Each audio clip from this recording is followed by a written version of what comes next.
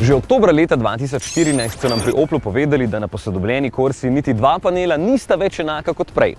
Novosti pa se mi zdi, da zaživijo šele s takšno posebno barvo, ki je del izdaje Color Edition, ampak posebnost te Corse se skriva nekje drugje.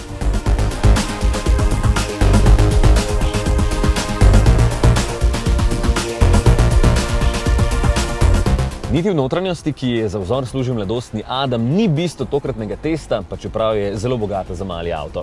No, poleg zanimivih vzorcev na sedežih je tukaj še ogrevan volan, vetrobransko steklo, oba sedeža spredaj, tukaj je tempomat, samodejna klimatska naprava. No, tale Corsa pa je posebna zato, ker za pogon uporablja utekočinjen naftni plin, torej LPG.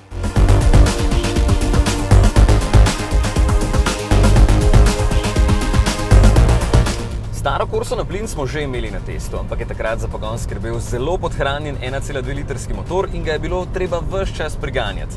Seveda smo to povedali tudi odgovornim pri Oplu in so nam zatrdili, da bo novi boljši. Pa je? Je!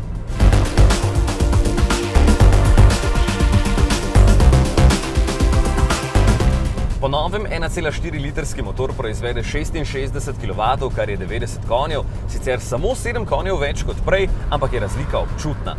Corso je lažje poganjati do večjih hitrosti in tudi med običajno vožnjo je ni treba ves čas priganjati, čeprav se pri 130 km/h motor vrti s 3800 vrtljaji, ker ima samo 5 prestav.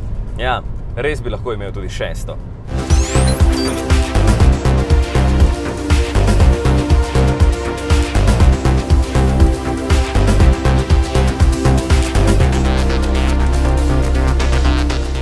Še ena fina stvar je potovalni računalnik.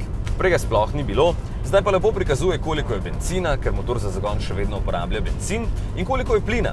In kar je najlepše, ko sta oba rezervoarja goriva polna, torej 35 litrov plina in 45 litrov bencina, lahko prevozite tudi 1000 km. Poraba plina ni majhna, na testu znaša 8,9 litra na 100 prevoženih kilometrov, kar se sliši veliko, ampak trenutno stane liter plina 55 centov, torej se pelje kar ugodno.